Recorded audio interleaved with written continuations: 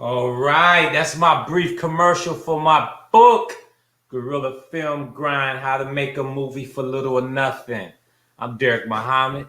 Welcome to the Derrick Muhammad Show. Please go to YouTube, subscribe, hit like at the Derrick Muhammad Show. All right, my book, actually, before I start my program tonight, I just want to make sure that you understand what I'm talking about here. My book is Guerrilla Film Grind, How to Make a Movie for Little or Nothing. Okay, so I'm a film producer, I'm an actor, I'm a writer, I'm a director. I wrote a book, and I'm also a social activist out here in these digital streets, entrepreneur, and my whole thing is about empowering people to live their best life, because you only got one life. Live your best life. And if you can live your best life, woo, mercy, you did a good job. Because a lot of us have these things that we have going on inside of us that we don't live our best life due to fear, ignorance, opportunity, being told you are worthless, you're nothing, you ain't shit. People actually been told that. And that's that. When it comes to black people, I call that plantation life. Plantation life, because we was beat down so far on the plantation that the master, the overseer, and the big old Negroes that was comfortable in slavery would raise their kids under that abuse, under that trauma. And that trauma proceeded, it passed down to generations, and that's why we have a jacked up situation. But in spite of all that, it don't even matter, because the truth is present on the scene today. The time is here. The technology is here. The history is in front of us. And you a new you. It's time to reconnect yourself with the new you, with the brand new you. Not doing what we used to do. Not being that old coon, that old Sambo, that old Negro. And let me tell you something about Negroes. Negroes is a made product in America. I'm gonna prove my point. They took kings, queens, carpenters, architects, brick masons, people with skill from Africa. See, they had you believe that they was all jungle bunnies, spirit chuckers. But they actually took people who had skills, who built civilization. And they brought them here to North America. And they stripped them from their knowledge. They stripped them from their language. They stripped them from their culture. They removed their names, their God from them. And they made them slaves. And it took 64 years to make a slave. That's why I got a problem with this 1619. 1619 was the actual year that officially a slave was made. Prior to that, it was 64 missing years. And those 64 missing years started in 1555. The first ship landed at Jamestown, Virginia. The ship was called Jesus. And we was brought here, but we just couldn't be slaves right away because we knew too much. We was too wild. We went broken in. So what they did was they allowed us to mate. They studied us, seeing how we act, and they went contrary to our study. So they took the babies after we mated, and they set them in front of the parents. And at 2 years old, they slaughtered the parents in front of the babies. I know it's brutal, and it is the bona fide truth written in history by the oppressor and the slave masters and the barbarians that did this. And as they killed them, that caused and put fear in the baby. So now the master, the white colonizer, the white evil person who was running this slave operation was raising the Negro, telling them you was a coon, gave them their names, separated them from their culture. And thus, that was the history of how slavery started and how slaves were able to be free without chains per se, but not without their mind. So when we broke free in the Civil War, they let us go one day, just like getting furloughed off your job. You don't know what you're going to do. You ain't got no pension. You ain't got no unemployment. They just let you go off the plantation. And we just left with nothing. So why I said that, we're going to have a talk about reparations, because this talk is strong and it's like a fable. It's like a myth. It's a mystical being like a unicorn. Reparations is like a unicorn. What? never seen a unicorn before. I heard about it, but I never seen it. Reparations is you heard about it, but you never experienced it. Now, there's a group of people that have gotten reparations. I'm going to get into that in a minute. But let me give you the definition by what reparations is. It's reparations, the act or process of making amends for a wrong. That means somebody trying to, make things right after they done you wrong. Something done or a monetary payment to make amends or compensation for the wrong. That's a beautiful thing. All right. Do we deserve reparations? Emphatically, yes. Have we been up for reparations? No. It has been proposed. They said they was going to study it. They like to study things, you know what I mean? Let's study it. That calmed the Negroes down. Let's take this in consideration. I tell you what we're going to do, Negroes, African Americans, black folks, whatever y'all call yourselves. Let's do this. Let's study this. Let's set a 20-year commission in place to study reparations. Now, that's some bullshit on every level. Bullshit. Because America, they don't have no problem going after any country for democracy. Any country that they feel that is doing one of their citizens wrong in that country. They'll get on the ship, they'll drop a plane, they'll drop a bomb, they'll write in the newspaper that these people are evil, and we need to save these people from their ruthless dictatorship, injustice.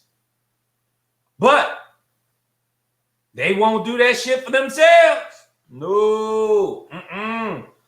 What's good for the goose is good for the gander, but it ain't good for America. So I'm not anti-America. I love America. I'm a veteran. But what I am saying is we got to call you on your shit too. You've been wrong. Black folks fought in every war. Revolutionary War, as slaves. War 1812, as slaves. Civil War, as slaves. Yeah. We fought on the North and on the South. I seen a movie one time with my man, Jeffrey Wright was in it. It's a Civil War movie. And he was a black slave fighting for the Confederacy with these rebels.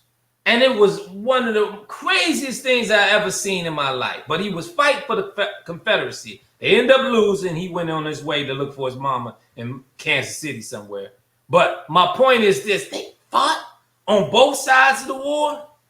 We fought in World War I, World War II, Vietnam, Korea. Yeah. I would say, and we won Olympics and made the country proud.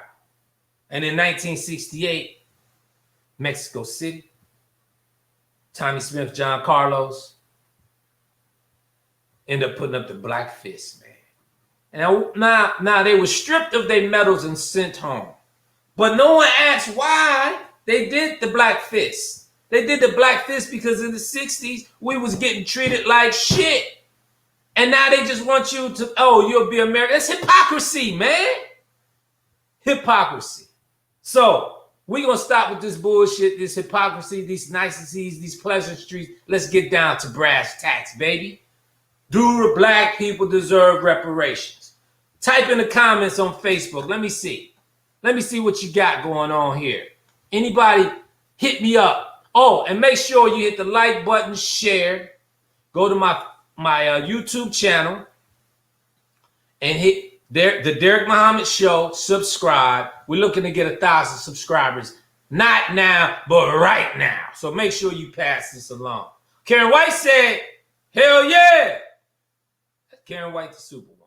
She said, hell yeah, we need reparations. You damn skippy we do. We need it not now, but right now, like yesterday. We're an hour late. But this is it. I heard reports, if you get it, it's probably only going to give you 14 trillion, maybe 51 trillion. That ain't enough. Nah. And besides, America's dollar is weakening all around the world. I've been listening to these financial reports. Don't be cutting me no check that's going to bounce. Nah, we're not doing that. Nah, we need it in some silver. We need it in some gold. We need it in some land. We need it in some resources. We need something. But you're just not going to write me no check And then we got to be careful on how we spend that money, because some of us will go out and buy Jordans. We go get Bentleys, and you still in an apartment. You ain't got a garage. You'll get $1 million, buy $1 million house, and be broke. Come on, man. No, we need some actual factual how to deal with this, man. That's why fools and money always part. You understand what I'm saying to you? So what we're going to do is we're going to break this down. Now, the reason why I wanted to say this, because, you're picking on America. America has paid reparations. Did y'all know that? They have paid reparations to people that they wronged. I'm going to prove my point. Reading the article right here.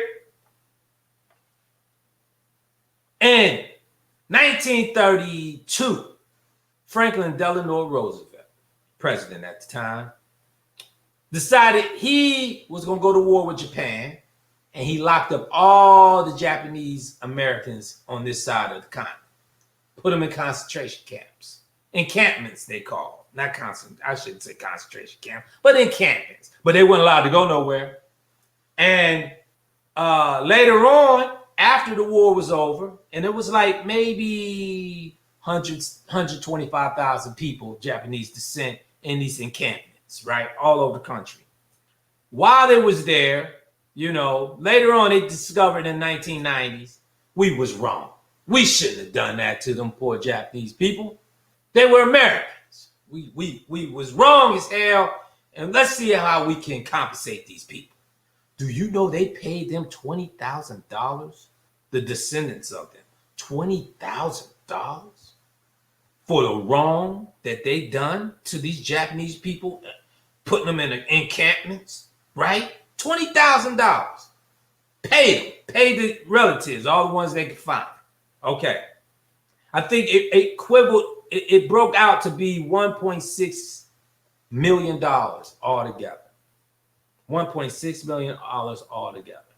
Okay, to all the families that was involved. And also in World War II, the Aleutian Islands up in Alaska, there was some Alaskans up there. 450 people detained. Paid them reparations too. They got about 12,000 apiece. All right. Now, 1900s, there was an experiment done. North Carolina. Eugenics experiment. Y'all know what eugenics is? Eugenics is eradicating race. Eradicating a genetic race. So they studied eugenics. And it was highly popular in the early 1900s in the medical community. Actually, Margaret Sanger, the mother and queen of abortion and Planned Parenthood, and fearless, ruthless, racist, cracker, evil, diabolical bitch, may she burn in hell forever. She, who is founded the Planned Parenthood, who at the help of the Rockefeller Foundation, started actually a eugenics program. And conveniently, it just come to my mind that Bill Gates' father sat on the board of Planned Parenthood. Yes, he did. What? And now Bill Gates is out and about promoting eugenics. Vaccinations in Africa. And he's not even a doctor. He dropped out of Harvard. Okay, I don't understand that. And his wife, she's hard looking on her face. I thought Bill could do a whole lot better than that. I thought she was Bruce Jenner for a second. But she's hard. She got big elbows, rough knuckles. Like she could pick up a transmission, carry it down the street. And she's ugly. Okay, did I mention that? Okay. She's advocating Melinda Gates, that all black people be the first to get in line to take a vaccination. Huh? What? Us? Why, Melinda? Huh? You gonna give us a vaccination first? What made us get something first? For free? For free, Melinda. Oh, you gonna finance an operation and give us vaccination for free? Melinda, you so kind. Huh? But I don't trust you, girl, because you look like a dude. You probably played tackle in high school, but hey, if you didn't, you was a hell of a volleyball player. I know you spiked the hell out that damn ball. And how you get that weasel That I do not know, because I thought he would at least have Linda Carter or somebody, Wonder Woman. She might be too old for him, but you know, he old. But you look old. Anyway, let me get up off of Melinda. But she was looking out for us. She said we should get in line. Hell, you say? And you in Africa shooting up free vaccinations? Did you know they was giving Ebola to Africans, AIDS to Africans? Why Africa? Huh? Why? Let me acknowledge some people on this Facebook thread. Shout out to Michael Gay from the Michael Gay Show. Check him out. Lorraine Muhammad, walaikum salam. You from Delaware? Oh, I love Delaware. Where you from? Wilmington or Dover? Love Delaware. I love the state. That's the state where Biden is from, right? There's only 3 counties in Delaware. Yeah, 3 counties. I forget the name. I used to know the names, but it's 3 counties. I knew Newcastle, Kent, and I'm missing one. But nevertheless, what up? Michael Gay, Karen White say, talk about it, bro. That's what I'm talking about when you get fired up by a superstar. Dale Dixon, walaikum salam. Trump, Priscilla Watley, get Trump ass in line. Look, I don't even care what them dudes do. Take vaccine. I ain't trust no vaccine. Not me. No. No, I don't even know if they do a switcheroo, because I've seen 3-card Molly. They be like, we're going to give you the same vaccination that Melinda and Bill going to take, Derrick. And then y'all going to be all vaccine together. The hell you say? I don't know what's in that chemical. Nah, man. I tell you what I'm going to do. I'm going to eat an apple. Take me some carrot juice and shit. Huh? Stay vitamin C up, alkaline up, lime water, you know, whatever I got to do. And stay out the way, because this shit ain't going nowhere. But I don't trust these people, man. And if you take that vaccine, you a goddamn fool. And this is your brother from the East telling you. You a goddamn fool. You believe white folks gonna treat you right? Let me give you an example. Indians, Thanksgiving, Pilgrims, they gave them blankets as a gift. But in the blanket was smallpox as a gift. Wiped out gang loads of tribes of Indians with smallpox. Huh? What? Last time you seen an Indian? Last time you seen an Indian? It used to be 500 million Indians. Last report in the 1930s, it was 2 million Indians. Now they're on reservations on crystal meth, drunk as hell. A couple of them got casinos, but some of them look like white folks. So I don't know if they real Redfoot or feathered Indians or what. I don't know. But all I know is some bullshit, okay? So I ain't taking no vaccine. Nope. Nope. Go to Cuba, get you something from Cubans. They ain't got nothing against no Negroes, but not no American pharmaceutical companies. Kiss my ass from here across the street. I don't trust Bill Gates and Dr. Fauci. There's reports going on that this drug that he took off the shelf, hydrochloride, something. I don't know. I'm not no doctor. I only play one on TV. But anyway, you people know what I'm talking about. What's that drug? Hit me up. Y'all know that drug, hydrochloride, something. They took it off the shelf. The pharmacies refused to give it to people. Why? I don't know. But they said it helped with this coronavirus. And all the doctors are frustrated. They speaking out. And some getting kidnapped. And some getting shut down. And some getting fined. Let me tell you something right now. Pharmaceutical company is the biggest scammers in the world. The Rockefeller started pharmaceutical companies. They probably own all of them, truth be told. But they are the biggest criminal enterprise running. You'd be better off owing money to the mafia than mess around with the pharmaceutical community. Because they give you a pill for everything. And then they got the nice words on the commercials. It says, if you're experiencing suicide, if you experience to cut your head off, if you experience high blood pressure and the results of taking this pill makes you want to just kill yourself, please call your doctor. What? But other than that, you can get an erection. Huh? Just for an erection? Man, you get you some horny goat weed. Huh? Get you some ginseng. What? For an erection? Shit, kiss my ass from here across the street. I don't trust them pharmaceutical companies. I got partners that make money selling drugs to doctors. Legal drug dealers, they sell pharmaceuticals, make hundreds of thousands of dollars a year. Good money, company car, great money. If you're making $100,000 a year, that company's making $1 million minimum. Selling dope, selling a pill. They ain't telling you just stay vitamin C up, wash your hands, rinse your nose out, do some aromatherapy. No, they don't want to tell you that. Because you know what? Like Chris Rock said, the money is in the cure, not in the disease. So, make a long story short, hell with that damn vaccine. And that's the reason why I got on that. Tuskegee Experiment gave 600 black men in 1932 the syphilis on purpose. Shot them up in Tuskegee, the university where Booker T. Washington helped found and create. After he passed away, they had some Uncle Tom ass Negro who was on the payroll for what we call the CIA, allowed them to do these experiments. Out of that whole experiment, after it went away and got exposed, did you know that program transformed its name into the CDC, Center for Disease Control? That's in Atlanta, Georgia, not too far from Tuskegee. So they experiment on people. Did you know the CDC was so gracious enough to pay young black men money to experiment with anal sex and measure their enjoyment out of it on purpose? So they was paying people to be homosexuals to get paid. And you know these people in Atlanta chase the bag. They compromise their own masculinity to get some money. God damn, boy, this is some wicked shit. But this is America. And in America, you can do what you want.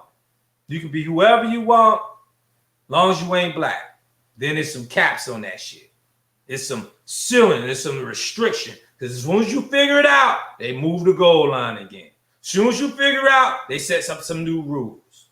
Juanita Mahdi, that's right. Oh, Priscilla said, I seen that movie about the Tuskegee Experiment. That was so messed up how they did those black men. They gave them syphilis and sent them out in the community. And they let them mate and have babies. And a lot of babies was blind, born with all kinds of stuff, man. But let me say this. Like Juanita said, black folks have the strongest genetics. That's because they're after our melanin. You know, our melanin is walking carbon. We from the sun, baby. I get strength from the sun. I lay out in the sun, I get strength. I transform myself. I went to Mars the other day. My mind came back. I ain't gonna tell you what I saw because y'all ain't ready for that conversation. But my point is this: we are strong people, and they know that. They just don't want to connect your mind with your body. So you had a big 7-foot slave like John, with my man in Green Mile. Oh, what was his name? John Coffey. John Coffey, JC, had the power to heal, to see you. Came out of nowhere. Huh? Stephen King wrote a book about the black Jesus sent to jail for some bullshit he didn't commit. And they know he didn't commit and they still killed him. And he was ready to go because the people was evil. And the reason why I got on this because John Coffey had black melanin on him, in him. And once you connect your mind, you get your mind right, get your pineal gland cleared up where you can start seeing, you get your chakras in line, and you be able to, you don't need no cell phone. No, you be able to send telepathy to whoever you want. That's real talk. I do it all the time. Now, whether they receive it or not, that's on them. But I'm sending out signals and I get it because I can read a mind. Somebody out there telling me to move on. See? Told you I was cold with it. That's right. We are so talented. So look, next people. So Tuskegee Experiment, they got a little bit of reparation, a little bit of money for the survivors. They paid them $10 million. $10 million is only like, I think 600 men divided $10 million. At least the ones ancestors got that money. Next reparation check. Rosewood. We seen that movie. I need to watch that movie again because it just shows you how the hate produced. Rosewood. Don Cheadle, Ving Rhames, Don Cheadle's wife. Who else was in that movie? Esther Rowe was in that movie. John Singleton done that. I'm gonna tell you how crazy black folks are. Rosewood come out talking about power, talking about how they did this historically at the box office. Same show come out, same movie, Booty Call. Booty Call, Rosewood. Booty Call, Rosewood. The Negroes went to go see Booty Call over Rosewood. Rosewood made money, but didn't make a lot of money like Booty Call. Why is that?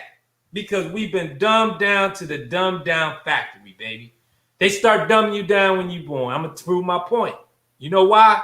As soon as you get to start talking as a toddler, they give you a goddamn stuffed animal telling you this motherfucker can talk. Ain't no damn rabbits can talk, man. I just have to check my young sister. Why he talking like on TV? Why ain't my Bugs Bunny talking like on TV? Bunnies don't talk. Now at the time I had a problem. I didn't talk that well either. I talk fine now. But I had a speech impediment. So I just said, "They don't talk. They don't talk." So she laughing at me, not understand what the hell I'm saying. I'm mad at her thinking this goddamn bunny rabbit gonna talk. They dumb you down on purpose. They keep you dumb. Why? Because they can use you as sheep. They keep your educational system dumb. They keep your politics dumb. Got you voting for people who don't give a damn for you. We gotta get some money. We need an economic fund, not now, but right now. Come back to that point. Chicago paid out some money for reparations recently. Why, Chicago? How you gonna pay out some money over America, Chicago? What did you do in Chicago to justify paying out reparations to somebody? Who did you pay it out to, Chicago? City of Chicago. City of Chicago, the police department, the notorious police department in the city of Chicago was snatching brothers off the street, taking them to the black ops site like they do in Afghanistan and Iraq or in Gitmo, and they was torturing people, making them confess, making them do all kinds. I mean, it was the house of horrors, man. And some victim finally came forth. I don't know who went to jail. I don't know, but they paid $5.5 million. That ain't shit for torture. But let that happen to some people who run the Holocaust Museum. Shit. 5 million, but 500 million in your firstborn. Because they don't play around. Huh? I need, me and the Jews, we gonna make friends because I need to find out how the hell they get paid and how they can influence these motherfuckers to do something for them that knowing they don't want to do. You know what I mean? Oh man, I need a good Jewish friend to hit me up and teach me the game, baby, so I can share. I can be the spook that sat by the door and come back to the hood and share this information, baby. Come on, quit holding out. We need you. We need you, baby. Coming back to this. Black labor, white wealth. Y'all got to get this book by the great Dr. Claude Anderson. Black labor, white wealth. What it sounds like. Let me tell you, the search for power and economic justice. Man, let me tell you something right now. Black folks, we got money. Yes. We got talent. Yes. We can shake our ass and dance with the best of them. Nobody can outbeat us. No, we jump higher. We run faster. We can sing our ass off, act our ass off. We can invent all kinds. The best of us outthink the best of them by far, right? What we don't have, man.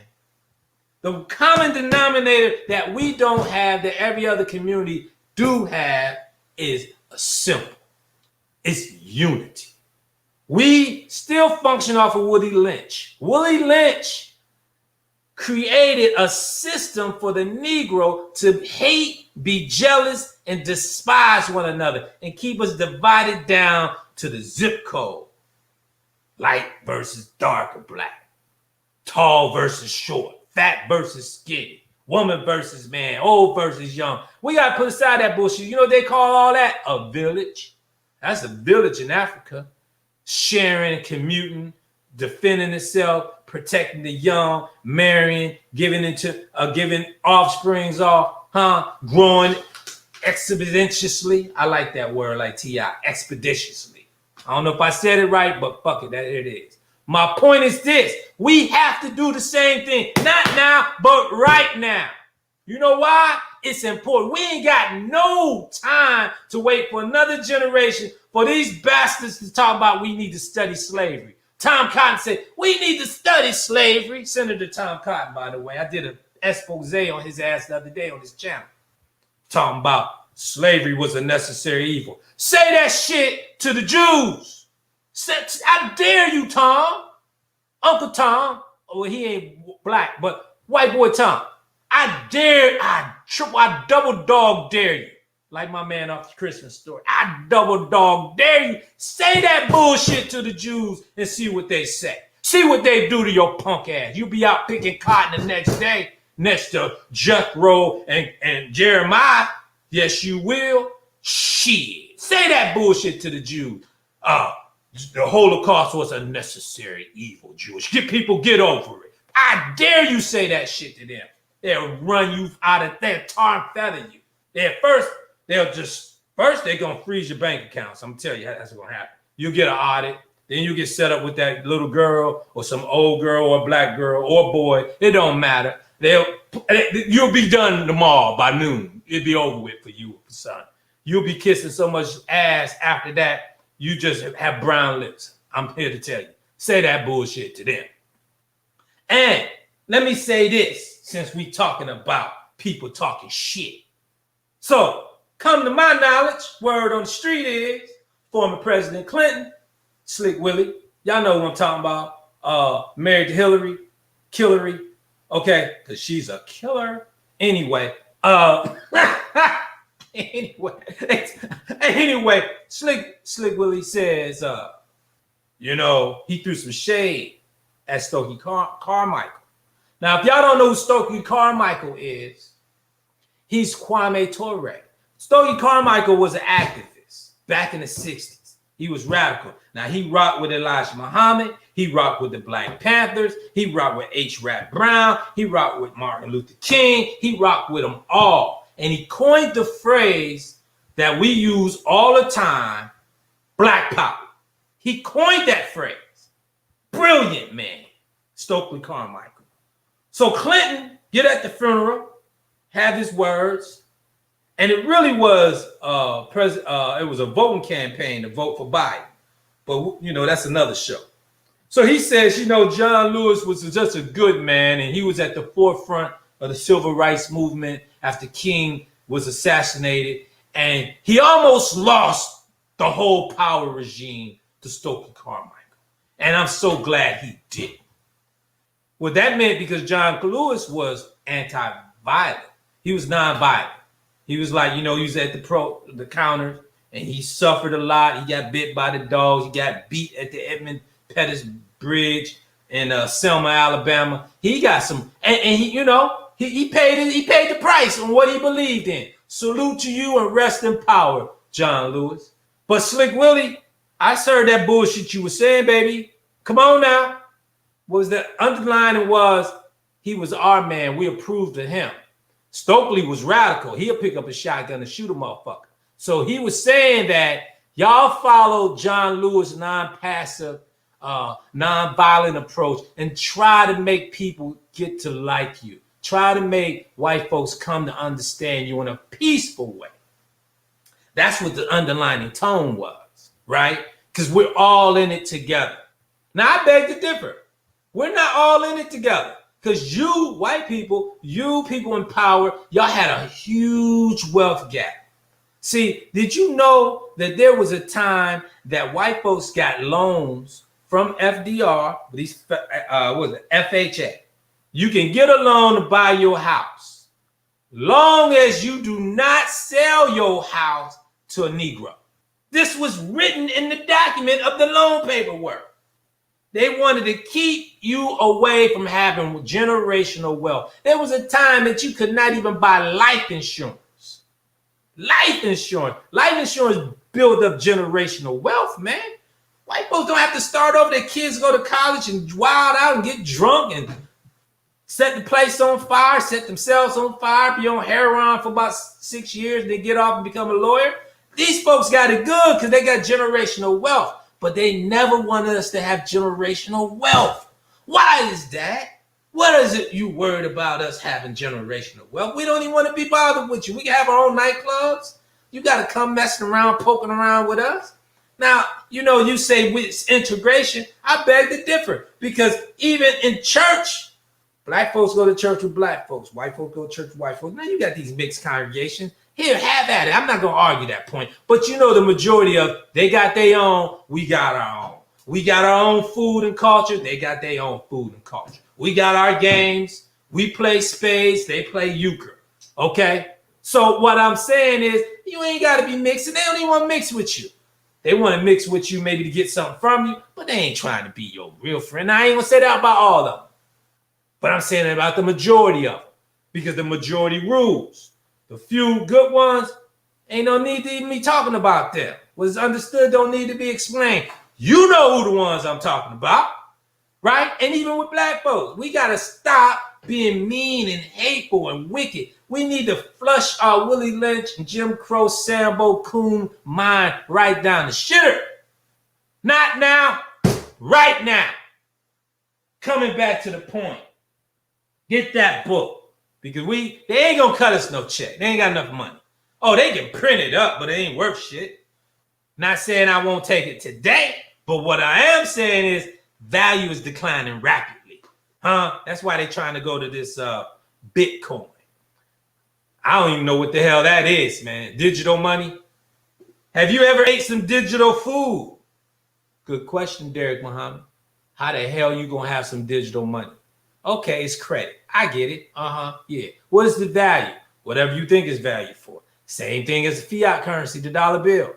$100 bill value for $100. But inflation been kicking our ass since the 70s, so that $100 ain't worth $100 like it used to. $100 used to be able to get you some nice shit, right? Now, you know what $100 gets you? Less than nice shit. One nice shit. Okay, one nice item. So what I'm getting to is this. Powernomics. Black people, if we gonna get reparations, right? I gotta start getting my swag on. We gonna get reparations. We gotta know what to do with the money. If we don't get reparations, we still need to know what to do with the money. Powernomics, national plan to empower Black America. By who? Dr. Claude Anderson. Dr. Claude Anderson is an older brother. He's an economist. He's an activist.